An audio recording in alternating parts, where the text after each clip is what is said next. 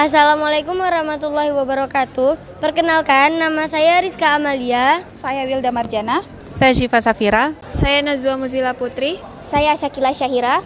Kami dari kelompok 4 mengangkat tema korupsi yang melanggar sila kelima dengan kasus korupsi dana bantuan sosial COVID-19 yang dilakukan oleh Juliari Batubara.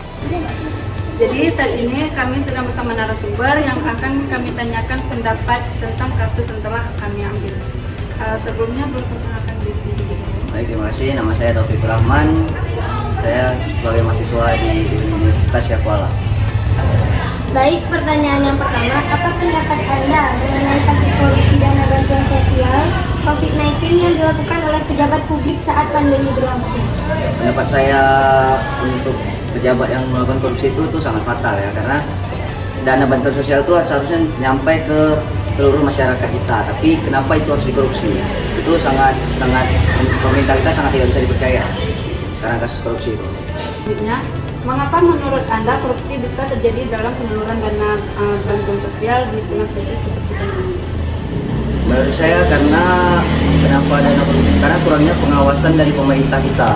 Pemerintah kita ini kurang mengawasi kepada siapa dia menyalurkan dana sosial ini, dan pemerintah kita tidak benar-benar menyaring orang-orang yang bisa dipercaya untuk diberikan dana bantuan ini, sehingga dana itu bisa dikorupsi. Siapa yang paling terdampak akibat tindakan korupsi bansos ini dan bagaimana dampaknya secara sosial maupun ekonomi?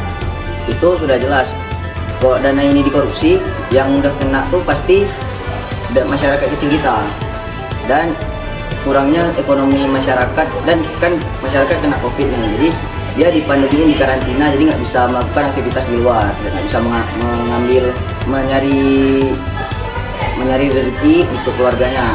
Apalagi dana itu udah dikorupsi, jadi makin fatal untuk ekonomi, makin turun.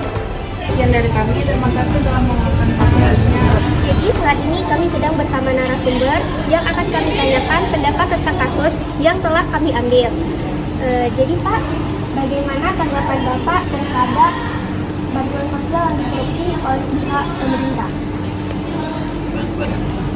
Tapi kalau memang tadi ada indikasi gitu kan, korupsi ya itu lo larang di pemerintah kan.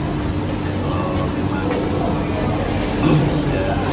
memang dia betul ada indikasi, ya proses selanjutnya kan hukum. Ini kan dibuktikan dulu lah di hukum kan, dia melakukan korupsi.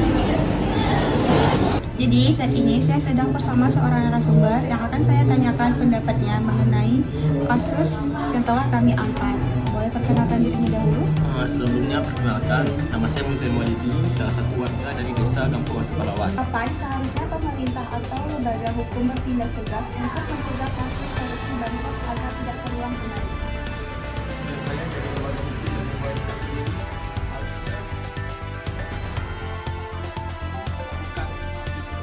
sudah meninjau kembali bagaimana aksi dari bantuan dana sosial tersebut. Jadi mereka harus siap siaga dari sebelum mulai kegiatan tersebut. Apakah ada kegiatan penggelapan dana atau pengurangan dana.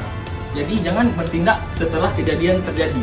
Dikarenakan jika kejadian terjadi, maka penyaluran dana itu tidak tersampaikan semuanya, dan dana yang didapat sudah tentu tidak didapat lagi oleh masyarakat yang membutuhkan. Di mana peran masyarakat paling dibutuhkan dalam mencegah dan memberantas korupsi dalam penyaluran bantuan sosial? Untuk peran saya sendiri sebagai masyarakat, harusnya masyarakat langsung memberitahu kepada yang berwenang jika mereka mendapat bantuan dana sosial tidak sesuai dengan perjanjian awal yang telah diberikan. Jangan tutup mulut, jangan biarkan keserakahan pada pejabat-pejabat membutakan kita, sehingga kita susah untuk mendapatkan bantuan. Baik, sekian saja pertanyaan dari saya. Terima kasih telah menjawab. Kasus korupsi dana bantuan sosial COVID-19 yang melibatkan seorang menteri sosial yakni Juliari Batubara yang mencuat ke publik pada akhir tahun 2020 dan menjadi sorotan publik dikarenakan di tengah krisis pandemi ia malah menyalahgunakan wewenang kekuasaan dengan memotong dana bantuan sosial yang seharusnya disalurkan kepada masyarakat. Namun ia menggunakannya demi kepentingan pribadi dan beberapa menteri sosial lainnya. Korupsi ini juga menimbulkan kerugian kepada negara dan juga masyarakat yang menerima bantuan sosial pada masa COVID-19. Tindakan ini juga mencoreng citra pemerintah dan juga menimbulkan kemarahan publik. Juliari Batubara menyerahkan diri ke Komisi Pemberantasan Korupsi untuk menjalani proses hukum. Kasus ini kemudian diproses di pengadilan dan Juliari Batubara dinyatakan bersalah dan dijatuhi hukuman penjara selama 12 tahun serta denda pidana sebesar 500 juta rupiah. Untuk memperkuat argumen, kami juga mewawancarai beberapa narasumber yang kami tanyai pendapatnya. Untuk mencegah hal seperti ini terulang kembali, kami juga memberikan beberapa solusi seperti memperkuat pengawasan dan proses yang lebih transparansi. Yang kedua, memilih pejabat yang jujur dan memiliki rekam jejak yang baik. Ketiga, penetapan hukuman yang memberikan efek jerah. Keempat, menyalurkan bantuan langsung kepada penerima. Kelima, melibatkan masyarakat untuk ikut mengawasi dan melaporkan. Yang keenam, melakukan pemeriksaan rutin oleh lembaga yang berwenang. Demikian penjelasan kami mengenai kasus korupsi dana bantuan sosial COVID-19 oleh Juliari Batubara. Sekian, terima kasih. Assalamualaikum warahmatullahi wabarakatuh.